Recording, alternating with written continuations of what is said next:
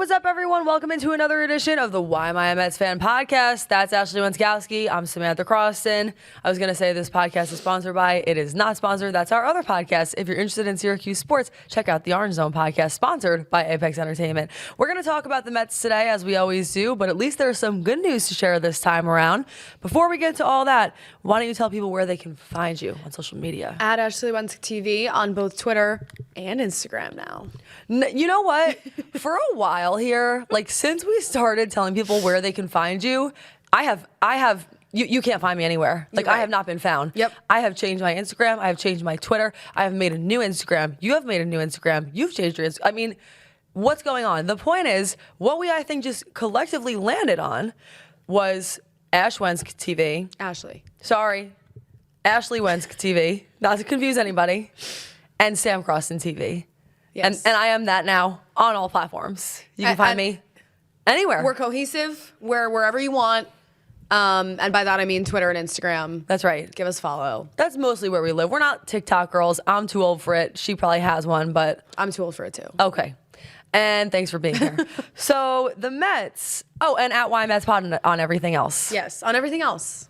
Anyway, the Mets have won 4 straight games. Wow, that's so exciting. Last weekend, the Mets were swept by the Marlins in Miami, scoring a grand total of 2 runs in 3 games. 1 week later, against the same team, the Mets swept the Marlins, scored 25 runs in 3 games, capped off by a Sunday 10-1 victory at Citi Field. That's a big difference in a week. Hard to know what to believe. The duality of the New York Mets is really just, I could write a book entitled The Duality of the New York Mets. You know? I'd buy it. Because like somebody said I'll to me— take 10 copies. Thank you. Somebody, and that will be the whole order, 10 copies for you and I. Somebody said to me this weekend, like, oh wow, like the Mets, you know, they found a team they could beat. Yeah, I guess this week, because last week they couldn't beat them, and it's the same team and the same roster. So, anyway, the Mets had themselves a good weekend. Everybody was feeling a little bit better in Mets land. They sweep the Marlins. None of the 3 games were close, honestly. Like 10-1 on Sunday, they were all blowouts. Juan Soto's hitting grand slams. We're doing Mets Hall of Fame inductions. Bobby Valentine and John Franco and other people who were like old timers were there at the ballpark on Saturday. Everybody, I think, collectively in the world of Metsland took just like a deep breath this weekend. Like things are not back to normal. They're not even actually good. They're still 6 games under 500. But you know, that's better than 10 games under 500. So we take the small wins where they come. You can only be super angry for so long. Like I think people just took a deep breath because they like ran out of breath. Like Yeah. you know when you're yelling at somebody, for this actually happens to you sometimes, like not yelling, but if you're like in the heat of the moment, you're trying to explain a point, sometimes you'll be talking to me and you'll literally like become breathless because I think you just needed a minute. Because I rage baited myself. That's right. Which happens to me sometimes. Wait, that's so funny. I like that term. That's great. Rage bait? Yeah, that's really nice. That's really wonderful. The point is, I feel like that's what happened to the Mets, and then they just needed to calm down, and everything's fine again. Juan Soto has been ridiculous. Against the Marlins, he had 4 hits, including a grand slam, 2 walks, 5 RBIs. In 65 plate appearances over 15 games since May 14th, he's hitting .382, .469, .873 with 9 homers, 18 RBIs. For the season, he's batting .305. It's been great, and I saw this today that I thought was really interesting. Even after missing roughly 3 weeks due to a calf injury, Soto is still on pace to finish the year with 36 home runs, which would be the 3rd highest total of his career. He is locked in to Metsland right now. Maybe you've seen this once or twice before as far as him in a Mets uniform, but not frequently. No, he is scorching hot right now, especially the last 2 weeks. You laid out those stats. The grand slam, it was nice this weekend. Like everybody just gave everybody a moment of like, oh wow, that's Juan Soto. You know, we do in fact have a generational talent playing for our team. I think that, I mean, there's been so much talk, and I feel like everybody just has their microscope out with Juan Soto all the time, and it's honestly tired. But I have an observation because I was watching on Sunday when he talked to reporters after that game, when he talked to SNY, and somebody asked, like, you know, Juan, you look like you're having so much fun out there with Benj and Ewing, and you mentoring the kids. And, like, it's so funny because Juan Soto's 27. Like, let's just start there. Juan Soto's 27 years of age, but he just feels so much older than all those, like, young rookies that they called up. Anyways, he, like, looked at the reporter dead in the face, and he was like, he said something to the effect of, it's not really mentorship. I'm just trying to be those guys' friends. And I think that he said, which I actually thought was a wise comment. Like he said, it's less so like, ooh, I'm the older guy that's mentoring them. More so, I am mentoring them by just acting normal around them. Because Juan Soto is a superstar, like Hall of Fame track ready. He's 27 years old. He's won a World Series. He's lived so many lives at such a young age, you know? And by acting, I think, like a normal guy to these rookies who just came up, who are trying to make their marks in the big league, like that is how Juan Soto is mentoring them, is acting as if they are on the same playing field. It's a level thing. They can be comfortable around him. They can joke around with him, you know? And then at the same time, of course, like he's going to give them tips. But like, I just thought that was an interesting, he didn't really fall into the trap of like, hey, Juan, you're trying to be like the older brother figure for these guys. He was like, no, I'm just their brother. Someone was like really looking to write a headline and he was like, that is not going to be the story today. Not today. Stop. No, but honestly, I agree with you. I do think there have been a lot of times throughout, ever since Juan Soto arrived, really, some of the Mets discourse has been surrounding, is Juan Soto having fun? I'm literally waiting for somebody to start a Twitter page that's like Juan Soto happiness meter today, like, and just update it every day, because every day someone is like, how many times has Juan Soto smiled today? No, truly, like people are curious about it, and I think that people in New York are so animated typically that I think having someone like him on the team who is relatively even-keeled, it's just not what you typically see in a New York market. So I think people are just always wanting more, expecting more. But I think he's kind of been honest from the beginning about what it is that he's here to provide. He's a great hitter, so he's going to hit. He's not really a great leader, so he's not technically going to lead. He's there to be there. He's there to make some friends, have some fun. Maybe, you know, like he mentioned, lead in a quiet way with quiet confidence, but he's not going to be a super loud guy. I think that's okay. It doesn't make him a bad person just because he has that kind of personality. The bottom line is they're paying him to hit. He's hitting. That's great. Well, that's the other thing. Like, I almost feel like in a weird, backhanded way, some people will agree with this, some people won't. That's all right. Like, that's all right. That's all right. Like, I feel like Juan Soto has been almost like not even given enough credit. And part of that, like, since he joined the Mets, and part of that is because last year we saw what happened. They missed the playoffs. And then this year they started off absolutely terribly. But like, the bottom line is that the Mets were 2 wins away from the World Series in 2024. They added a absolute generational talent in the lineup in Juan Soto. And he's done nothing but produce. I know. So anybody but Juan Soto is the problem. Yeah, the Mets got worse. That's a tough pill to swallow. But it's not his fault, you know? So true. Like, for all of the inconsistencies and the injuries, so and bless you, and that's all right. I feel like he's really the only Mets player in that span of time, from the yay OMG 2024 Mets until now, that has actually played great baseball. Not every day, but consistently. You Depending know? on whoever you want, but Soto, you know? Right. It's not Soto's fault by any means. I totally agree. Marcus Semien. Let's talk about this guy for a second. Ahead of the series against Miami, he had just 3 hits in his prior 28 at-bats. That dated back to May 20th.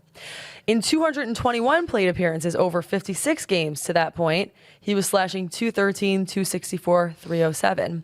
However, against the Marlins, he reached base 7 times in 12 plate appearances, 5 hits, 2 walks. He raised his OPS for the year to .615. It's a small sample size. It does show you, I think, why they wanted him, though. It shows you what he's capable of. Doesn't mean he's always going to do it, but he did against the Marlins. Yeah, definitely signs of life from Semien this weekend. I think that was a takeaway that, like, if you watch those games, you definitely just felt that. You were talking about his OPS, 954 in the last 7 games. So it's been a good week for him, 615 for the season, which is obviously not preferable. But if he can even, here's the thing about Marcus Semien. Like, I'm not asking Marcus Semien for a whole lot. If Marcus Semien could even just be productive defensively, get hits with runners in scoring position, you know, move the ball, move runners. Like, that's all I'm asking for from Marcus Semien. I'm not asking Marcus Semien to hit 25, 30 home runs. I'm not. I think this whole Mets lineup just has such a different feel if Marcus Semien is even just producing at all. And at the beginning of the season, he wasn't, you know? You're asking Marcus Semien to not be a hole. Correct. In the roster.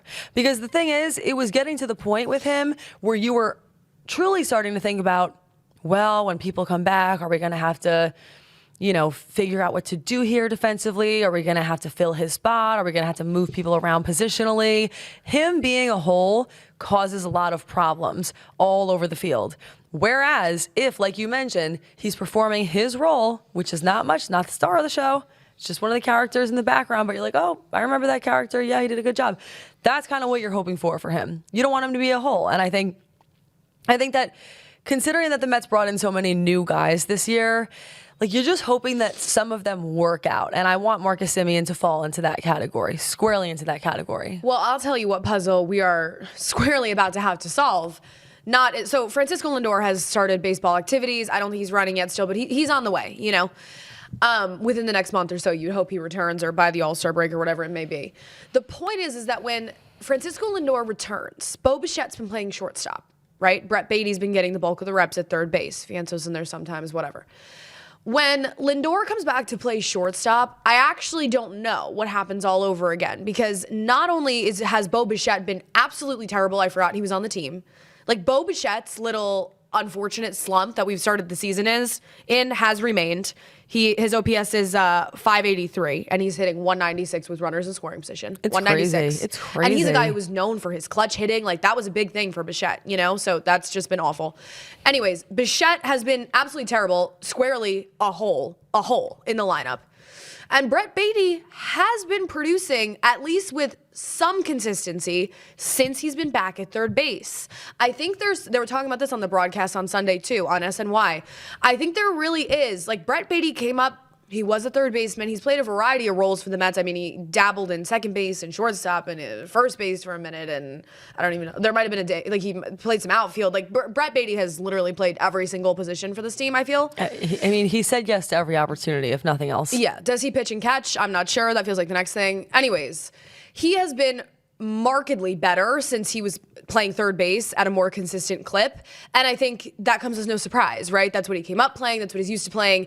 So what do you do when Lindor comes back? Bichette, the natural move would be for Bichette to go back to third base. What happens to Brett Beatty? It's interesting. Because what are you going to do? Like, do you really have the guts to what? Just say, no, Bo Bichette, you're not going back to third base? Listen, Bo Bichette has had a bad start to the year. He needs to figure that out. He's a professional baseball player, and that's what he gets paid to do, a lot of money to do, is play great baseball. But I don't necessarily feel that signing him, like, really set him up for success, you know? End of the day, he plays shortstop. And the New York Mets decided to sign him and said, you're not going to play shortstop anymore. Certainly somewhere along the line, he agreed to that. That's why we're here. I understand that. And it wasn't a secret, right? Like Lindor, if you're even looking at the Mets, you're looking at Lindor, okay? Yeah, okay, I'm going to have to move around. But honestly, even like dating back to spring training, like I just remembering like seeing those videos of him fielding balls. Like, I don't know, he always seemed a little out of position there to me. That didn't feel like it was going to be a natural shift or a natural transition. So I'm not sure what to do there either. The easy answer feels like to say, well, go with the hot hand, but who knows? You know how I feel. I've always thought that Brett Beatty had a little bit more juice in the tank than people give him credit for. I've never given up on him the way you never gave up on Vientos. Yeah, that's the duality of us. No, I never gave up on Vientos and you never gave up on Brett Beatty. And both of those things have, I guess, yet to reach a conclusion, right? Because even Vientos this weekend, he's like playing better, he hits a home run, and then he just makes like the worst error you've ever seen in your entire life. You know, like the Mark Vientos experience is really one of very high highs and very low lows. I was going to up, down. Yep. It's like, it's tough emotionally, I feel like. It is. Francisco Alvarez should begin a minor league rehab assignment this week. He's actually playing for the Syracuse Mets tomorrow, but we have a million other things to do, so we won't be there. Sorry. Let's go. Sadly, we have to cover high school lacrosse, which actually is more important. You'd have to be here to understand that. Sorry. But it really is. Sorry. the little low. Sorry. And I am sorry about that. Francisco Lindor has also started baseball activities. He could return before the end of the month. Kodai Senga. And I love how, yeah, exactly. Anthony DiComo puts in his article, I really appreciate this writing. Kodai Senga, comma, for what it's worth, comma, is already 2 starts into his own rehab assignment. That's well written. Because you know what? Like, that really is, what is it worth at this point? I'm not sure. For what it's worth. I'm not sure either. And that's, I don't think anybody is. I don't think Kodai Senga is. I don't think literally any person in the Mets organization is sure what it's worth. I know. But honestly, like, I'm missing Lindor. And at least I will say this about the week that the Mets just had. This is what it did for me. It made me, I'm not going to use the word hope probably ever again this season. That's just not an arena I feel like living in. It made me wonder, though. I am filled with wonder right now, filled all the way up, because I'm just wondering, like, if Francisco Lindor is back, if the Mets are fully healthy, if the players who are healthy are playing better, if they're able to consistently or semi-consistently play the way that they did this past weekend, what could this Mets team be? I'm wondering. Not hopeful. I'm curious, just based on what I saw. Oh, okay, so they have that, and then they're capable of that. Could they do that more often? Because when you're thinking about, to buy or to sell or what's going to happen here, Anthony DiComo, that was a double eye roll. I don't even know if I've ever seen that before. Nope. That was sick. I hope I'm not ready to it open literally up went that. Do. That was sick. Yeah, I don't know either. But the thing is, I was reading this article today by Anthony DiComo. Shout out Anthony DiComo. He's just really, really good. And he's been covering the team for a long time. One-time guest on this podcast. Yeah, that's true. That's true. You can go find that episode somewhere. We've had some like good people on. Yeah. Anyway. Then there was John DeMarsico. That's right. Sorry, and that's right. And I have nothing else to say on that. The best thing he wrote, working in the Mets' favor, is that MLB's modern playoff format is forgiving to even be writing the word playoffs. I know, but he is a Mets beat writer, and I understand why he wrote it. Since that 2022 expansion, the final bubble team to qualify for the postseason in each league has averaged merely 86 wins. Really think about that. The Mets at 26-33 would need to play .592 ball the rest of the way to reach that mark. Not exactly an unreachable figure, he said, even if, for comparison's sake, New York only produced a .571 winning percentage during a much improved May. How they played this May, not that far off from what they would need to be playing like the rest of the way. That actually is a great point, because what it shows you is that you don't actually need to be playing great baseball to make the playoffs. You need to be playing good baseball to make the playoffs. And then you go play in a 3-game series and you see what happens.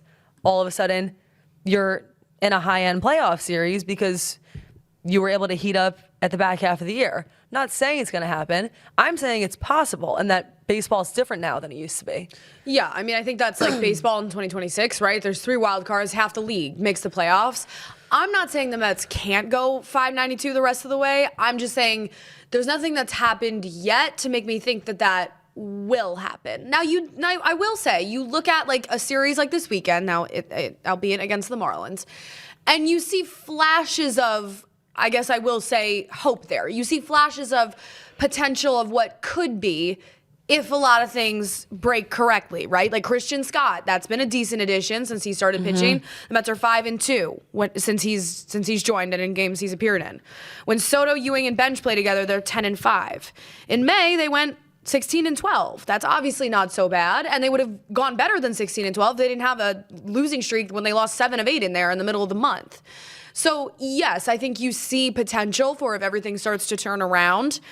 But I think there's so many question marks still that I'm not ready to say I'm confident that like they will go on some run or the trade deadline will approach and, oh my God, maybe we should be buyers. Like, I'm just not there.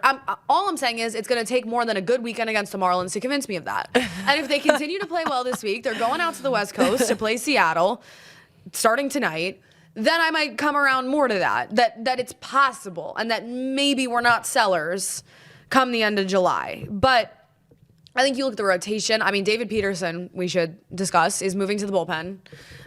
He will be available in relief starting this week. Sean Manaea is expected to take over Peterson's spot in the rotation / as DiComo writes, bulk mix. You know what I'm not that interested in? A bulk mix. I don't know what that means. I've never even seen an MLB beat writer use the term. But like, what else do you call it at this point? They have so many guys who live in this like in between of like long relief, spot starters. They start a game and somebody else finishes it. Jonah Tong's still in New York just for like, Carlos Mendoza had some quote. Oh yeah. For bulk relief. They intend to, quote, get creative with his usage and deploy him in different ways. That sounds like he's going to war. They're going to deploy him in different ways.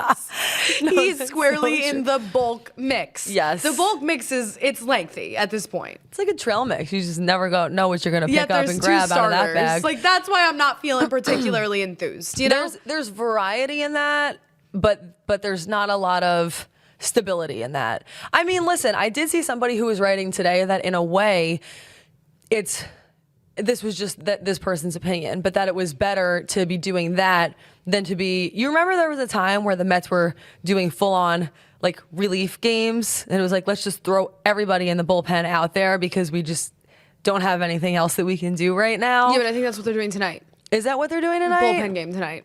All right. Well, you can't win them all. Are you sure it's not a bulk mix night? Bulk mix, bullpen, spot starter. Bulk mix to me is different. Deploying for war. Right. But the bulk mix, you actually have some starters in there. They're just not starting. They're just washed. Their shower's on, and their name's Sean Mania. The point is, Ashley doesn't really like it. Nope. But I'm honestly like Jonah Tong just eating some innings in there if he's doing a good job. Sure. I like anyone who's doing a good job, you know. I'm open to whatever that may look like, open to work. So we'll see how that all goes. I get where you're feeling nervous about the bulk mix, but here's the thing. The Mets don't have enough good starters. Like when you say, "Oh, we're going to get creative," that means okay, so there's not enough people. Right. Oh, we're going to get creative in the sports department. Okay. Or like Ashley's going to anchor the news. Let's get creative. Let's come up with a creative, unique, and exciting solution never seen before. New, original, fun. And exciting. That's right. Yeah, they're on the West Coast tonight. They play the Mariners. That's all you need to know. The bulk mix, in fact, will be out there. By the way, fun tidbit for you. It's the fourth time. I'm sorry. Fourth time. The Mets. Whoa. Fourth time. The Mets have gone to the West Coast already this season. And take a guess at how many times anybody else in the NL East has gone to the West Coast. Twice. Not like four. Legitimately on June 1st, going to the West Coast 4 times is kind of crazy. Yeah, that's the bad news. The good news is it's the last time this season, so no more of that. Guess get it all over with. Thank God. Mariners, by the way, after falling to 23-27 on May 19th, they have gone 8-2 over their last 10 games. Nothing better than going to the West Coast only to face a team that actually has been playing really well. I love the Seattle Mariners. I really do. Yeah? I think I might have known that, They were actually. my team last year in the playoffs. Yeah, you mentioned that, including winning their last 6 in a row with 3-game sweeps over the Athletics and the Diamondbacks. That, to me, feels important because, back to Ashley's point, I'm right in the same boat as you. I'm going to need more to convince me than, a sweep against the Mariners. These 6 games against the Mariners and the Padres, always a tough team to play against. Show me something there. This is my prediction. They go 2-4. What would make me wonder? They go 4-2. Now we're talking. You know what I mean? Do I think they're going to sweep both those teams? No. If they go 4-2 against them, that's enough for me to wonder. 2-4. That's enough for me to think what we saw against the Mariners was a blip, a fluke, a surprise. But this is who the team really is a team that's not very good. Yeah. No, I agree. I mean, I do think that this West Coast trip is telling. If they have momentum to build off of right now, coming off of the week that they had in New York and the week that they had against the Marlins. So we'll see if they can build on it or if it's the same old Mets that we've been seeing for the last 2 months. My last 5% is it feels like it's high time. No, this is actually sort of on topic and relevant. We won't talk about the baby deer. Or our nails. Or our nails, which are now bare. Ugly. Both of us. Very ugly. Tough. The Atlanta Braves are the best team in baseball, and it's high time we admit that. It's high time we address it. We had kind of been keeping it over there for a while. Nobody wants to say that sentence on a Mets podcast. It makes you wonder how that happened. I know how it happened, but it makes you wonder, did the Mets, in fact, miss their window the last 2 years when the Braves weren't very good? That can certainly creep into the back of your mind. So the Major League Baseball Today account tweeted... tweeted something that I think our viewers will share in. Now, listen, okay? This is not a lack of... I know that Dom Smith has stuck around in the major leagues. There was a stint with the Yankees. There was Dominic Smith, the one-time New York Met. The MLB account posts 10-year MLB veteran Dominic Smith is enjoying this ride with the Braves, who entered June with the best record in baseball. Then he talks to MLB Network. 10-year MLB veteran Dom Smith? Bruh. What year is it where I live? Like, what are you talking about? Dom Smith is a 10-year MLB veteran. I just, had to do a whole, restart, step back. What do you mean? I know that was a while ago, but 10 years? No, I get where you're coming from. And honestly, it's like you're right. We can't hide that anymore. The Braves are better than the Dodgers, for F's sake. Like, which is unsettling, disheartening. That is actually unsettling. Like, for all the times that we were like, please, can a team show us that they're better than the Dodgers? Not that team. Go Dodgers, go Dodgers, go Atlanta Dodgers. Said, knock, knock. Hey, yeah. I'm right here in the division, right over here. Like, literally anyone besides the Braves. I have to say, that does, and I really try my hardest not to use a cliche, but that actually does add insult to injury. The insult is the Braves being better than the Mets. That is insulting to me. Like, if there was going to be any team that could be at the top of the NL East, if the Mets were going to be very close to or at or around the bottom, I'd really prefer it be another team, honestly. How about the Nationals have a great year? Sure, whatever. Give them something to cheer for. The Nationals are actually not doing horribly either, for the record. It just all circles back to a topic that we touch on more frequently than we should on this podcast, which is like the most hated rivals, like who's really, you know, if you're a longtime Mets fan, what team do you hate the most? The Phillies, the Yankees, the Dodgers as of late. If you really encounter someone who knows ball and has been a Mets fan for, 50, 40 years, hard agree. Our fathers, my dad's answer to that question will be the Atlanta Braves every single time. And that's because of obviously the history there. Even in the not so distant future, the history with the Mets and the Braves. So the Atlanta Braves have entered their hat right back in and said, we're back. We're back. If you are even like our generation, or you are within 10 years of our age, and you know someone who is like an A1 day one Mets fan and understands the history, you're so right in saying, like, before we would talk about, like, maybe I feel differently about it now based on what I've seen with my own eyes, but like, I grew up hating the Braves. Yeah, me too. Like, that's just what it is. That's Chipper just what Jones, you do. He named his kid Shay. It was a whole thing. Oh, God. You had to be there. The drama. Everybody, thank you so much for joining us for another edition of the Why Am I a Mets Fan podcast. That's Ashley Wenskowski. I'm Samantha Croston. We'll see you back here when the next big thing happens. Thanks for being here.